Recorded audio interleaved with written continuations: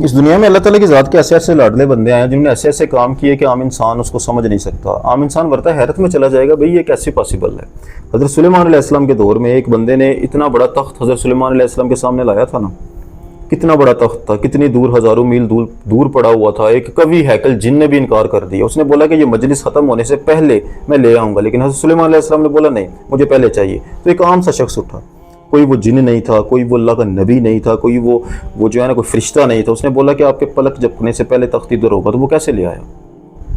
اس کے پاس ایسی کون سی طاقت تھی کہ پہاڑ جتنا تخت اٹھایا, ایک اشارہ کیا, وہ کن کی طاقت ہی ہوئی نا جی. اللہ تعالیٰ کی ذات نے اتنی پاور عطا کی ہوئی ہے. جیسے سلطان فخر فرماتے ہیں نا کہ زبان میری یہ کن برابر موڑا لہ قلم دے, وہ کن کی طاقت اللہ تعالیٰ کی ذات نے عطا کر دی. میرے بندے تو بس اشارہ کر, میں اپنی طاقت سے اس کو لے کے آؤں گا. اللہ تعالیٰ کی ذات کی پاور کو اس نے یوز کیا تھا. نبی پاک صلی اللہ علیہ وسلم نے اس چیز کا اشارہ دیا نا کہ مومن کی فراست سے ڈر, کہ مومن اللہ کے نور سے دیکھتا ہے. جب اللہ کے نور سے بندہ دیکھتا ہے تو بندے کے اندر یہ چیز آ جاتی ہے. لیکن وہ کیسے حاصل کیا انہوں نے؟ وہ کون سا علم ہے, وہ کون سا رستہ ہے جس پر وہ چلے؟ کیا وہ کتابیں پڑھتے تھے؟ کتاب پڑھنا کیا علم ہے؟ جناب خضر علیہ السلام کو آپ دیکھ لو. جناب خضر علیہ السلام کے پاس موسیٰ علیہ السلام چل کے گئے. موسیٰ علیہ السلام نے بولا صدیوں بھی چلنا پڑے تو میں جاؤں گا, حضرت خضر علیہ السلام کے پیچھے جاؤں گا. وہ گئے بھی, انہوں نے ڈھونڈ کے کیا بولا؟ انہوں نے ریکویسٹ کی, اے خضر مجھے وہ علم سکھا جو تجھے تیرے اللہ نے سکھایا ہے. تو اللہ تعالیٰ کی ذات نے ایسا کون سا علم کا خزانہ ہے جو جناب خضر علیہ السلام کو عطا کیا تھا, جس کے ذریعے وہ ٹائم ٹریول کرتے تھے. ابھی آپ پڑھنا قرآن حکیم میں خضر علیہ السلام کا, سلیمان علیہ السلام کا, ذوالقرنین کا قصہ, آپ ورتہ حیرت میں چلے جاؤ کہ اللہ تعالیٰ کی ذات کے ایسے ایسے لاڈلے لوگ اس دنیا میں ہیں جنہوں نے ایسے ایسے کام کیے ہیں کہ جو کوئی عام بندہ سوچ بھی نہیں سکتا. تو وہ جو مثالیں اللہ تعالیٰ کی ذات قرآن حکیم میں ہمیں دے رہا ہے, اللہ تعالیٰ کی ذات بس ایویں دے رہا ہے یا اس کے اندر بہت بڑا راز ہے؟ بھئی قرآن ہمارے لیے اترا ہے نا, اللہ تعالیٰ کی ذات نے ہماری راہبری اور رہنمائی کے لیے اتارا ہے. تو اس میں جب اللہ تعالیٰ کی ذات نے سلیمان علیہ السلام کا صدیوں پرانا قصہ ہمیں سنایا کہ اس دور میں ایک شخص موجود تھا جس کے اندر یہ پاور تھی کہ وہ پہاڑ سے بڑا تخت انگلی کے اشارے سے یہاں تک لے آیا.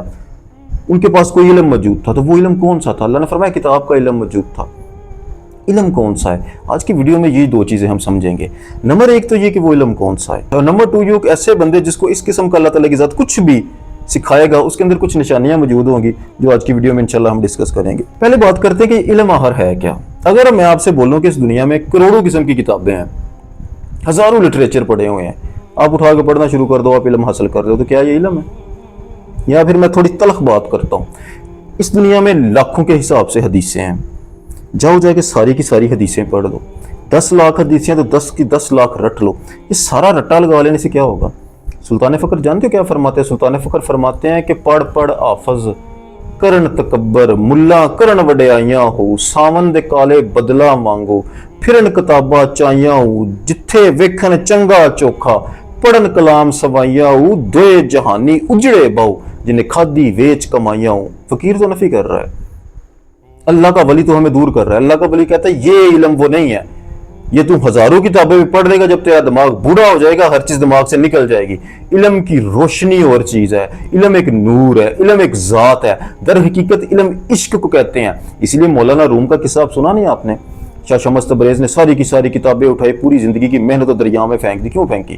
انہوں نے میسج دیا کہ جس علم کے پیچھے, جس چیز کو تو علم سے سمجھ رہا ہے نا, یہ در حقیقت علم ہے ہی نہیں.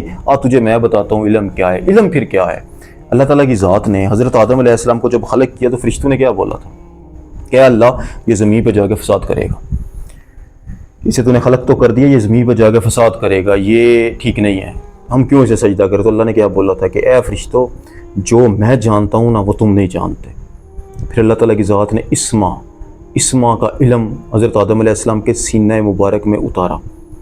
سینہ مبارک میں جو علم اترا تو تمام کائنات کا علم ان کو آ گیا. مطلب بات ہو رہا ہے, عاشق اور معشوق کے ملنے سے جو چیز حاصل ہوتی ہے اسے علم بولتے ہیں. وہی علم کی ایک شمع ہے, وہی علم کی ایک روشنی ہے. جب وہ ملتے ہیں, یعنی حضرت آدم علیہ السلام کی ذات کے اندر اس میں اللہ ذات پیوست ہو گیا. جیسے ہی وہ پیوست ہوا, یہ انسان ہے نا کائنے کی طرح, جیسے ہی وہ پیوست ہوا تو انہیں تمام جہان کا علم حاصل ہو گیا. وہ اس میں اللہ ذات آج کے دن تک چلتا آ رہا ہے. کہ اللہ تعالیٰ کی ذات نے حضرت آدم علیہ السلام کو علم عطا کر کے اسے وہیں پہ روک دیا؟ نہیں، بات انسان کی ہو رہی تھی کہ یہ جا کے زمین پہ فساد کریں گے، تو اللہ نے بولا نہیں، انہیں جو تحفہ میں عطا کرنے لگوں تم جانتے ہی نہیں۔ تو اللہ تعالیٰ کی ذات نے اسما کا علم عطا کیا، وہ آدم علیہ السلام سے چل کر ابھی تک چل رہا ہے۔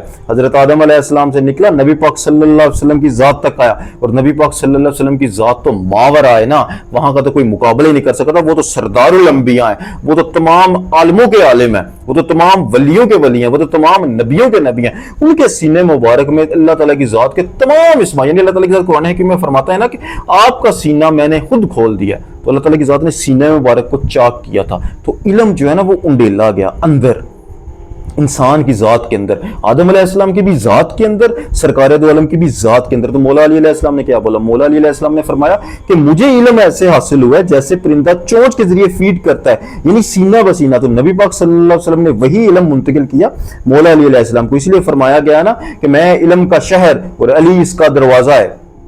بات کی سمجھ آ رہی ہے نا؟ وہ علم اس طریقے سے انسان کی ذات تو ذات چلتا ہے، یہ بالکل آج کے دن تک ایسے ہی چل رہا ہے۔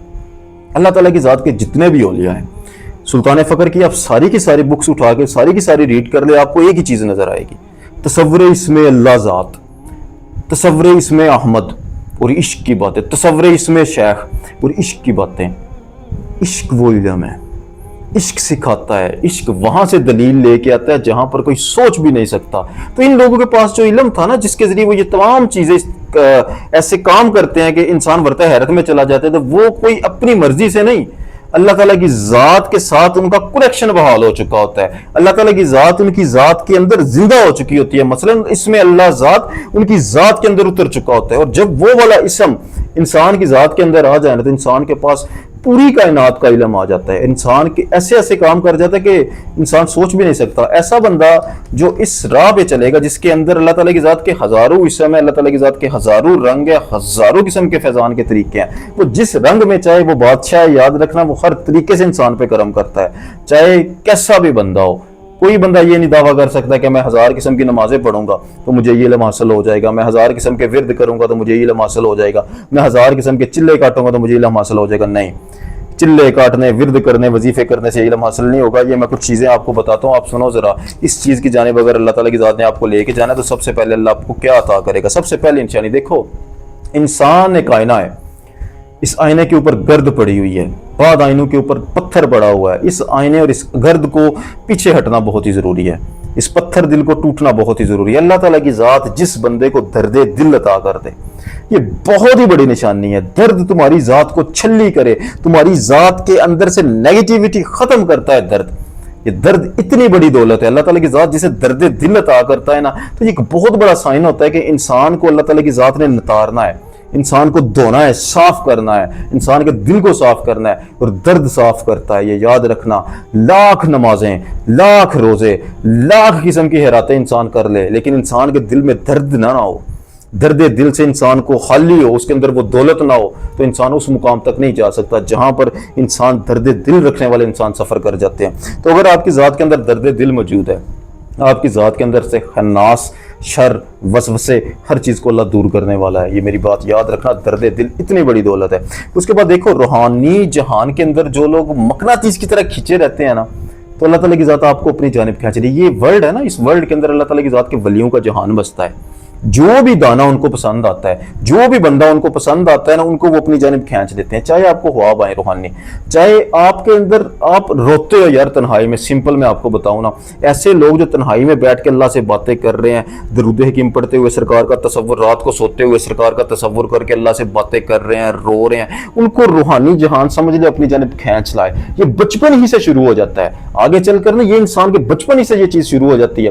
تو اگر روحانی جہان آپ کو اپنی جانب کھینچتا ہے نا، چاہے جیسے بھی آپ فیل کرو، تو آپ کے اندر یہ بہت بڑا سائن ہے کہ اللہ تعالیٰ کی ذات آپ کو بھی شاید وہ علم عطا کرے، یا آپ کو اس سفر پہ ضرور وہ اللہ تعالیٰ کی ذات لے کے جائے۔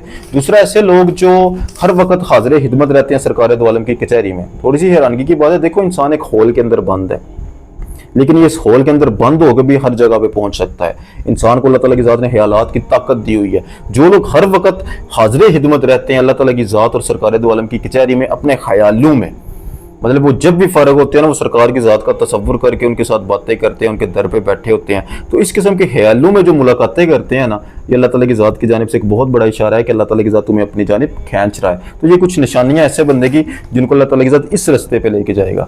آج کے لیے اتنے. جزاک اللہ خیر.